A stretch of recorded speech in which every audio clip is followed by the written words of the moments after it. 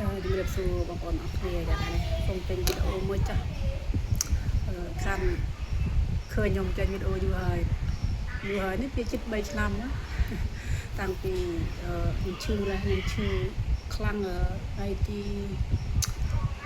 11 ខែ 7 ឆ្នាំ 2024 ចាកាលនោះស្ថានភាពមួយខ្ញុំគឺធ្ងន់ធ្ងរមែនទែនមិនធ្ងរលើគេមើលលេងស្គាល់ណាលេងរួចអង្គុយមិនកើតឈឺតាមដៃតាមជើងកំបីតែដៃប៉ះគ្នាគេក៏ឈឺដែរបងប្អូនជាងវេទនាមែនទែនហើយខ្ញុំដូចខ្លាឃុំមិនតែដេកក៏ដេកអត់បាននិយាយរួមទៅដៃអត់មានកម្លាំងទៅឈឺគ្រប់កន្លែងទាំងអស់តែខ្ញុំមិនបបអង្គទេដំបូងឡើយខ្ញុំគិតថាបបអង្គព្រោះដោយសារឈឺខ្លាំងពេកទៅក៏គឺថាមិនចង់ទៅមុខចង់បបង់ចូលតែគិតមកវិញស្ដាយដែលកើតជាមនុស្សមានតែមួយជាតិនេះទេអញ្ចឹងហើយត្រូវព្យាយាមមើលខ្លួនឲ្យអស់លទ្ធភាពយ៉ាងម៉េចចាមើលមិនមែនមើលតែមួយកន្លែងទេមើលច្រើនកន្លែងណាបន្តទៅក្រៅប្រទេសទៀតខ្ញុំបើនិយាយខ្លីទៅគឺហៅថារលាកបន្លាក់រំរាយបងប្អូនរលាកបន្លាក់រំរាយនេះគឺវាធ្វើទុកខ្លាំងពេលលើកាលខ្ញុំដួលម៉ូតូដួលប៉ះជង្គង់បន្តិចទៅធ្វើទុកខ្លាំងទៅពីដួលមកគឺខ្ញុំឈឺរហូតឈឺបបចាពេលខ្ញុំចាប់ប្រជុំចាប់អីមានគេកេះគេសួរថាខ្ញុំមែនអត់បាត់ស្គាល់ហើយតែឥឡូវវាថ្ងៃវិញគឺតាមពីខ្ញុំគឺធូរស្រាលច្រើនមែនទែន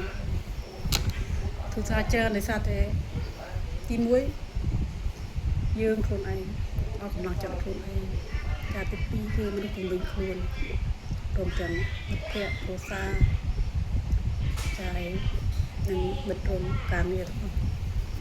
ចាតែផ្ដល់កម្លាំងចិត្តឲ្យទៅយើងបានប៉ុណ្ណេះណាតែរងថ្ងៃខ្ញុំលេងទៅមើលក្រៅប្រទេសហើយខ្ញុំទៅភ្នំពេញម្ដងទៅរកឯកទេសម្ដងបងប្អូនឯកទេសជំនាញស្លាក់ណាចាទៅខ្ញុំប្រើឆ្នាំនោះមកគឺការហូបចុករបស់ខ្ញុំគឺធម្មតាវិញហូបបាយពេលព្រឹកអីតែមកវិញទេខ្ញុំហូបអត់ច្រើននេះមុនខ្ញុំឃ្លានដោយសារឆ្នាំតែលើធម្មតាហើយក៏អរគុណគ្រូពេទ្យដែលបានជាបាលជំងឺរបស់ខ្ញុំបានប៉ុណ្ណេះហើយទន្ទឹមនោះដែរខ្ញុំក៏មិនមែនមើលតែគ្រូពេទ្យដែលវាយថ្នាំអត់មកទេបងប្អូនពីខ្ញុំជាបាលដោយចលនាមួយទៀតចាជាបាលចលនាចាច្រើនកន្លែងណាកន្លែងទេទៅខ្ញុំបានប៉ុណ្ណេះព្រោះពីមុនមិញដៃខ្ញុំក៏ងេងកងងក្តាប់អត់បានលឺអត់រួច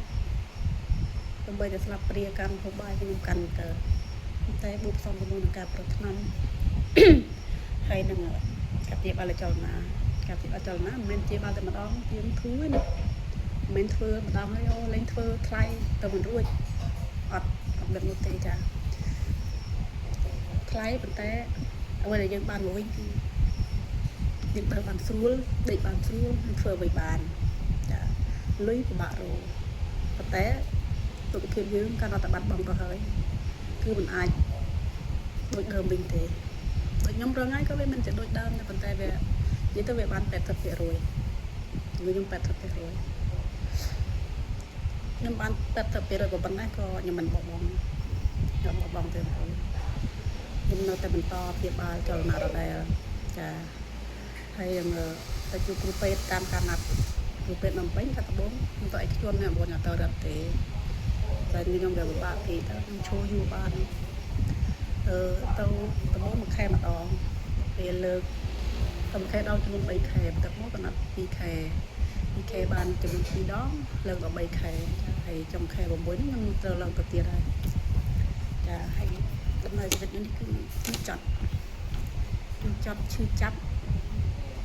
តែមិនអស់សង្ឃឹមចាដែលសង្ឃឹមគឺខ្លួនយើងជាអ្នកផ្ដល់ឲ្យខ្លួនយើងហើយបើតែយើងបោះបង់ខ្លួនឯងសួរថាអ្នកណាគេមកមើលយើងចាអញ្ចឹងហើយ យើងត្រូវតែមើលថែខ្លួនយើងចិត្តទុកដាក់លើសុខភាពយើងហើយនឹងស្រឡាញ់ខ្លួនឯងបានច្រើនចាការស្រឡាញ់មិនមែនចាំបាច់តែអ្នកដទៃគេស្រឡាញ់គឺការស្រឡាញ់ខ្លួនឯងគឺជាកត្តាសំខាន់បំផុតចឹងហើយជំរុញបងប្អូនអរគ្នាឆែកសុខភាពឲ្យបានល្អចា6ខែឆែកម្ដងយើងកុំចាំតែពេលឈឺយើងទៅបងប្អូនអានេះជាកំណត់របស់ខ្ញុំទេតែបងប្អូនថាអាចថាទៅឆែកសុខភាពខ្លួនឯងក៏ល្អដែរណាកុំចាំតែពេលឈឺចាំទៅដល់ពេលឈឺយើងទៅគឺវាហួសពេលមិនមែនហួសពេលថារត់ដល់ថ្នាក់មើលជាទេប៉ុន្តែចាំនិយាយថាជំងឺយើងវាកាន់តែច្រើនទៅណាកាលណាតែយើងបានឆែកសុខភាពទាំងពិតយើងដឹងថារូបយើងកើតជំងឺអីហើយយើងក៏អាចតមចំណីអាហារអីខ្លះគេឲ្យតមចាខ្ញុំឡើងខ្លាញ់ដែរខ្លាញ់ខ្ញុំជិត300តែឥឡូវតែខ្ញុំល្អវិញទាំងអស់ចា6ខែខ្ញុំឆែកសុខភាពម្ដងចាហើយហើយអរគុណបងប្អូនអរគ្នាខ្ញុំនិយាយនេះក៏មានពាក្យពេចន៍ខុសឆ្គងឬក៏លើសលប់កន្លែងណាក៏សូមមេត្តាអធិស្ឋានផងដោយសារចង់ចែករំលែកអំពីស្ថានភាពរបស់ខ្ញុំឲ្យបងប្អូនបានដឹងមានមិត្តភ័ក្តិអង្គខ្លះក៏គាត់ចាំសួរថាសុខភាពមិនហើយអត់ធូរអត់ទៅជាបានណាហើយពុកចកយ៉ាងម៉េចចាហើយថ្ងៃនេះក៏សូមចេញវីដេអូប្រាប់បងប្អូនរបស់គ្នាជាសាធារណៈចាដើម្បីបានឃើញអ្នកគ្នាចាថាខ្ញុំបានធូរច្រើនហើយអរគុណមែនទែនសម្រាប់ការសួរសុខទុក្ខក៏ដូចជាការលើកទឹកចិត្តកន្លងមកចាបងប្អូនលោកភ័ក្រដែលបានជួយខ្លះជួយជាថវិកាគ្រូក៏បានជួយជាថវិកាមួយចំនួនឲ្យរូបខ្ញុំផងដែរចាហើយពីចុងក្រោយចានឹងខ្ញុំសូមគ្រប់គុណពោដល់លោកស្រីលោកភ័ក្ររបស់ជីបក៏ដូចជាថ្នាក់ដឹកនាំទាំងអស់ចាដែលបានគិតគូរអំពីបញ្ហាសុខភាពរបស់ខ្ញុំហើយក៏គ្រប់គុណពោដល់លោកគ្រូថ្នាក់ដឹកនាំដូចជាលោកភ័ក្រទាំងអស់ទូតែពុទ្ធពោទៅបុណ្យប្រការគឺបណ្ណា